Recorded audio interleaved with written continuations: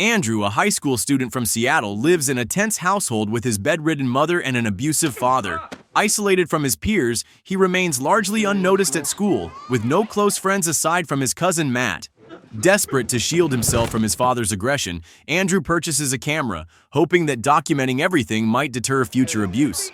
When he informs his father of his intent to record from now on, the reaction is far from positive. Before leaving for school, Andrew visits his mother, Karen, who, despite her worsening condition, warmly wishes him a good day. Shortly after, Matt arrives to pick him up, and together they head to school. Matt, always eager to share philosophical insights from his latest readings, offers Andrew a few words of wisdom, which Andrew dismisses with lighthearted teasing.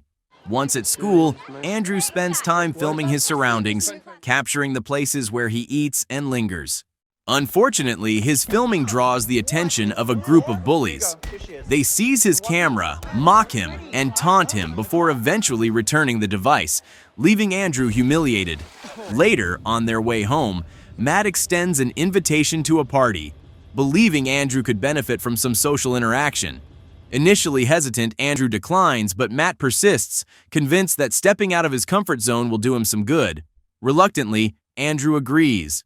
That evening, while reviewing his recordings, Andrew's father, Richard, storms into his room. Without warning, Richard strikes him, sending him to the floor, angrily asserting his control over him. Later, Andrew and Matt arrive at the party where they quickly go their separate ways. Andrew continues to record, capturing glimpses of partygoers dancing and having fun. He notices Casey, a girl who vlogs her daily life, and watches as Matt awkwardly attempts to impress her with his philosophical musings. Andrew's filming soon gets him into trouble when a drunk partygoer falsely accuses him of recording his girlfriend. Uncomfortable and overwhelmed, Andrew leaves the party and retreats to the parking lot. There, he wipes dirt off his camera, frustration mounting as he feels more like an outsider than ever. As he stands alone, Steve, a charismatic and well-liked student running for class president, approaches him. Steve invites Andrew to join him and Matt, claiming they've discovered something unusual in the woods and want him to film it. Intrigued, Andrew follows them to a clearing, where they come across a deep hole in the ground. Strange sounds echo from within, and Steve, without hesitation, ventures inside. The others follow, making their way deeper underground until they stumble upon a cavern. At its center lies a massive glowing crystal, pulsating with energy. As they draw closer, the structure hums louder, the ground trembles beneath them, and suddenly, everything goes dark. Weeks later, the three find themselves in a backyard testing a newfound ability, telekinesis. They throw a baseball at each other, watching in amazement as Matt unintentionally curves the ball mid-air, sending it off course. When it's Andrew's turn, he effortlessly halts the ball in place using only his mind. However, the effort leaves him drained, and his nose begins to bleed before he loses control. Excited by their powers, they move indoors and experiment further, levitating Lego pieces with ease. Curious about the origin of their abilities, they return to the hole, only to find it completely sealed with dirt. The site is now under surveillance, with authorities warning them to stay away. On the drive home, Steve and Andrew open up about their personal lives. Andrew reveals his mother's declining health and his father's struggles. Once a firefighter, Richard was injured in an accident and now relies on government aid, his bitterness growing with each passing day. Steve, too, confesses to having issues at home. Later, alone in his room, Andrew refines his telekinesis, effortlessly levitating his camera. Meanwhile, outside his door, he overhears his father's desperate phone call, pleading for more financial assistance to cover Karen's medication. The situation is grim. Her condition is worsening, and Richard can no longer afford the treatment she needs. The next day, seeking a rare moment of peace, Andrew takes his mother out to the marina. For a brief while, they share a quiet, happy moment, enjoying the fresh air together. The boys find themselves outside once again, honing their newfound abilities by tossing stones into a lake. As they take turns demonstrating their control, Andrew turns to Matt with an unexpected question. Does he actually like him? Matt admits that he does, though he once found Andrew difficult to connect with. The conversation shifts when Andrew wonders if their powers have even greater potential. At school, Matt develops a theory. He believes their telekinesis functions like a muscle, requiring consistent training to strengthen. He shares how, the night before, he had managed to lift his bed off the ground without triggering a nosebleed, a sign that his endurance was improving. However, he warns that overexertion, lifting something too heavy, or attempting a complex move still results in painful strain. To avoid losing control, he suggests a gradual progression in their practice. Andrew proposes taking their training somewhere more public, leading them to a supermarket. Once inside, they entertain themselves by playing harmless pranks. Andrew sends an unattended shopping cart rolling away. Steve levitates a stuffed animal to spook a child. And Matt attempts to extract a piece of gum from someone's mouth, only to accidentally smack them instead. Their powers, though growing, are still unpredictable. Later, while sitting at a diner, Andrew decides to test their abilities further. Without warning, he jabs a fork toward Matt, demonstrating how their telekinesis instinctively shields them from sharp objects. The fork bends before it can make contact, proving his point. As a final trick, Andrew forms an eerie image of the Virgin Mary on his pancake plate, startling a waitress. The three revel in the fun, fully enjoying their abilities for the first time. In the parking lot, Steve attempts a more ambitious prank. Using his powers, he shifts a woman's parked car to a completely different spot.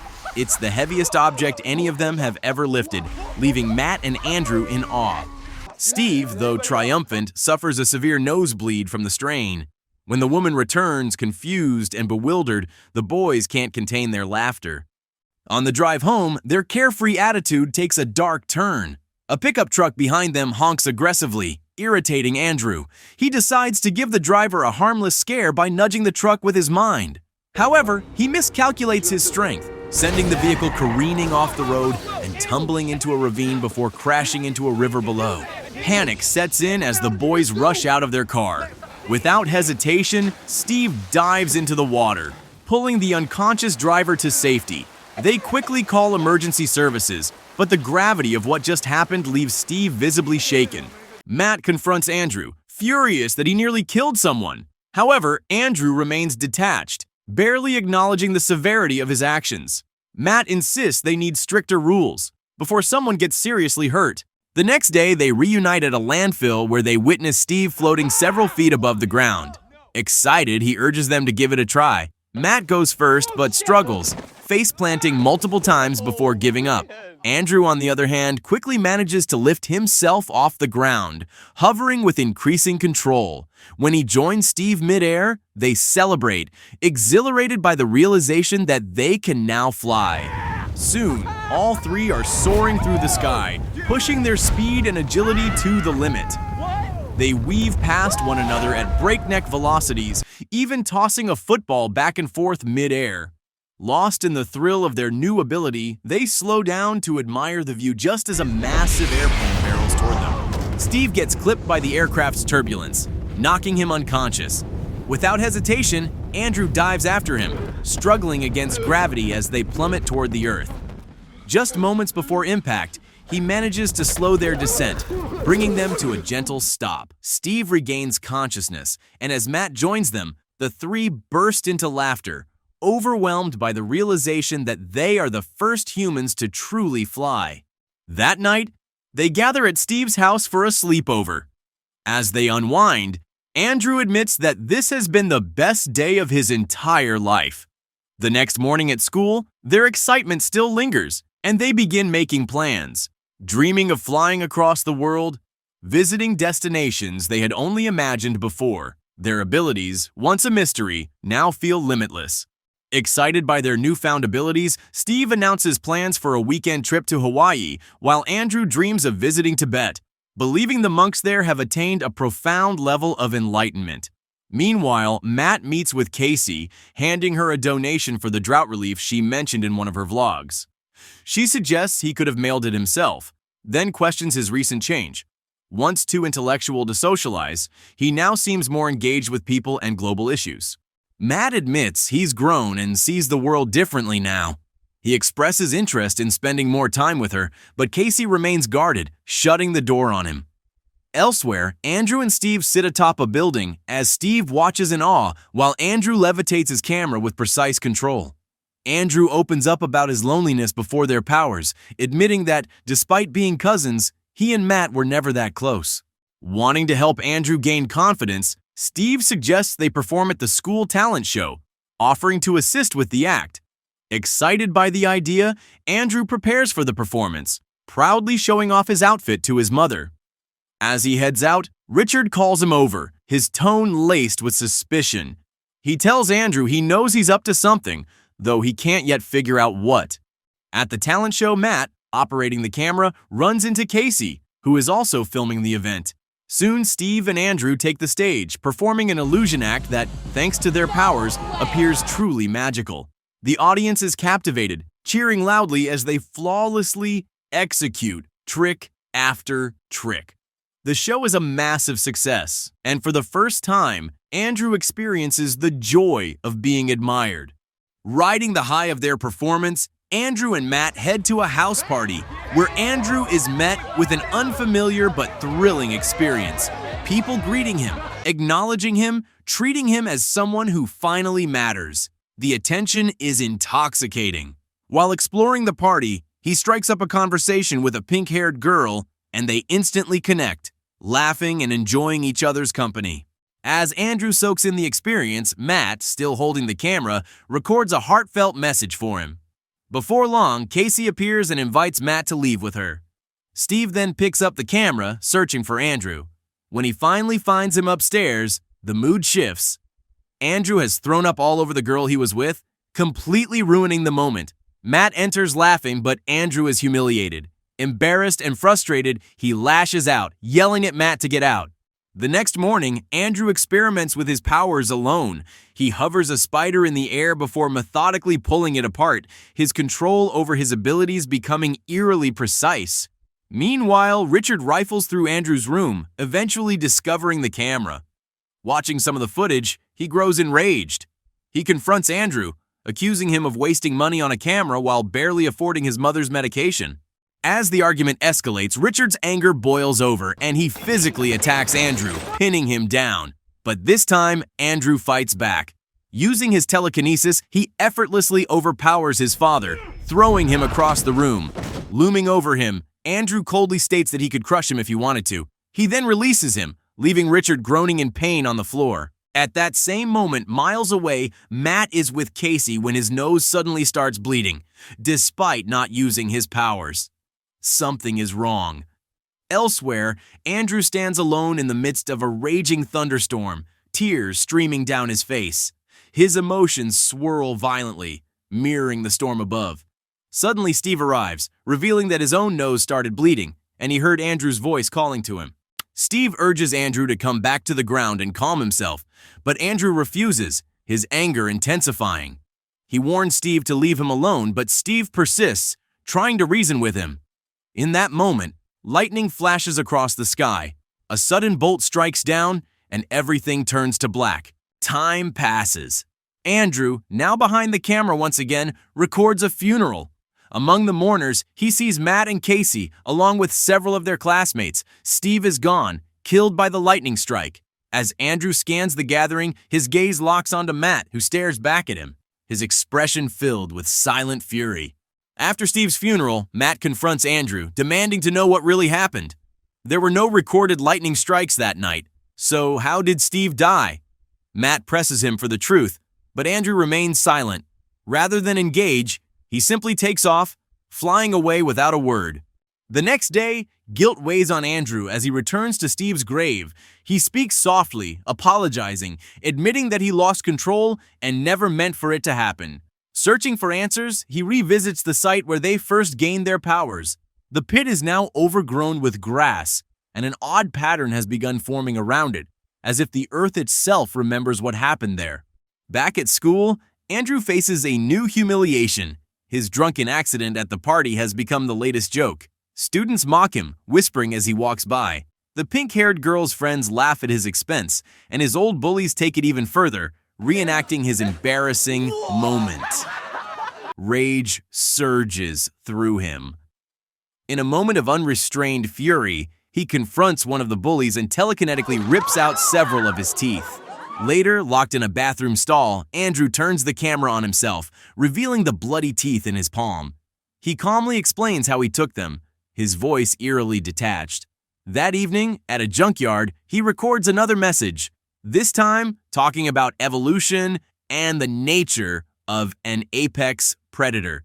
He rationalizes that true predators feel no remorse for killing their prey, just as humans don't hesitate when stepping on insects. In his eyes, he is simply evolving beyond human limitations. To prove his power, he casually crushes a nearby car with a flick of his hand. Matt, growing increasingly concerned, storms into Andrew's room after hearing about the bully. He reminds Andrew of their rules, insisting that they must control their powers before things spiral further. But Andrew, now convinced of his superiority, refuses to listen. The argument escalates, and Matt, out of frustration, throws a punch, only for Andrew to effortlessly catch his fist. The sheer ease with which Andrew overpowers him sends a clear message.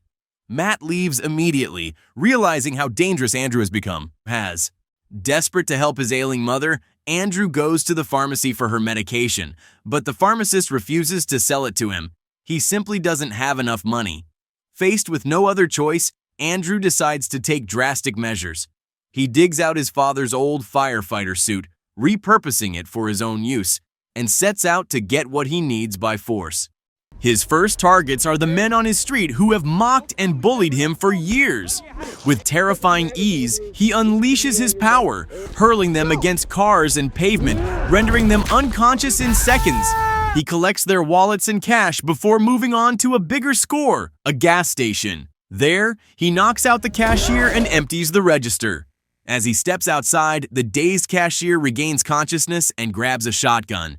In a panic, Andrew swipes it away telekinetically, but in doing so, the weapon discharges, hitting a nearby gas tank. The explosion is instantaneous. The shockwave sends Andrew flying, flames engulfing him before he blacks out. Andrew wakes up in a hospital, his body wrapped in bandages. Richard, who has been called to the scene, enters the room. At first, he simply cries beside his unconscious son, but his grief soon turns to anger as he breaks devastating news. Karen has died. He blames Andrew, claiming she wouldn't have passed if he hadn't been out causing trouble. His sorrow turns to fury and he begins shouting, demanding Andrew apologize for her death. Richard's voice grows louder, his rage boiling over, until, suddenly, Andrew's eyes snap open. Without warning, a powerful telekinetic blast erupts from him, blowing a hole through the hospital wall. Miles away, Matt is attending a birthday party when his nose suddenly begins to bleed. Instinctively, he knows something is wrong. His fears are confirmed when a news report flashes across the screen, an explosion at the hospital. Without hesitation, he and Casey rush to the scene. Upon arrival, they find chaos, patients and staff fleeing in terror. And in the midst of it all, Andrew floats above the wreckage, gripping Richard in the air. Before Matt can react, Andrew lets go, sending Richard plummeting toward the ground. In a split second, Matt soars upward, catching him in front of horrified onlookers. For the first time, the world sees their powers. Desperate to escape, Matt and Casey hurry back to the car, but Andrew is relentless. He finds them in moments, lifting the vehicle with a mere thought and carrying them high into the night sky, toward the towering Space Needle. Then, without a word, he lets go. The car plummets toward the city below. As the car plummets toward the city, Matt acts fast. He grabs Casey and flies her down to safety just before impact. Onlookers capture everything on their phones and sirens blare as police and emergency personnel scramble to control the chaos. Meanwhile, Andrew hovers above them, his expression unreadable. Matt wastes no time, flying up to confront him. He pleads with Andrew to stop, to see reason, but Andrew is consumed by years of resentment. He declares that this is his moment to finally take revenge on a world that has done nothing but mistreat him.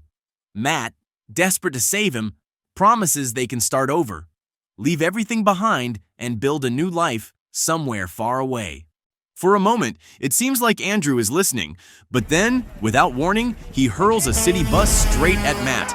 Matt barely dodges the attack as Andrew descends onto a nearby building, preparing for a full-on battle. With no other choice, Matt fights back. The two clash with devastating force, their battle tearing through the city.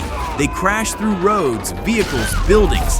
Nothing is spared as their powers spiral out of control. Matt fights to contain the destruction, but Andrew is relentless, throwing cars and debris with no concern for the people caught in the crossfire. Even as they fight, Matt continues trying to reason with him, but Andrew refuses to listen. Their brawl intensifies, drawing the attention of the police. Armed officers move in, surrounding them, hoping to put an end to the chaos. Suddenly, a shot rings out. Matt, caught off guard, is hit. Before the police can fire again, Andrew erupts in rage, sending out a telekinetic shockwave that throws the officers backward. Then, without hesitation, he takes off, flying deeper into the city. Matt, despite his injury, refuses to let him go. Their battle reaches its final stage in the heart of a plaza, surrounded by towering buildings. Once again, the police encircle them, issuing desperate warnings for Andrew to surrender. But Andrew is past the point of return. When the officers open fire, he stops every bullet mid-air with terrifying ease. Then, his fury reaches its peak. Andrew screams, and the entire plaza trembles. Windows shatter, buildings crack, and massive chunks of debris start collapsing around them. The air itself seems to vibrate with his unchecked power. Matt, realizing there's no other way, makes a heartbreaking decision. He has to stop Andrew, no matter what. Behind Andrew stands a large statue, its steel spear glinting in the city lights. With one swift motion, Matt rips the spear free and hurls it straight through Andrew's chest. Everything goes still. Andrew's body remains suspended in the air for a moment before his powers finally give out. His lifeless form hangs in the plaza as the chaos settles. The police cautiously move in, expecting the battle to be over.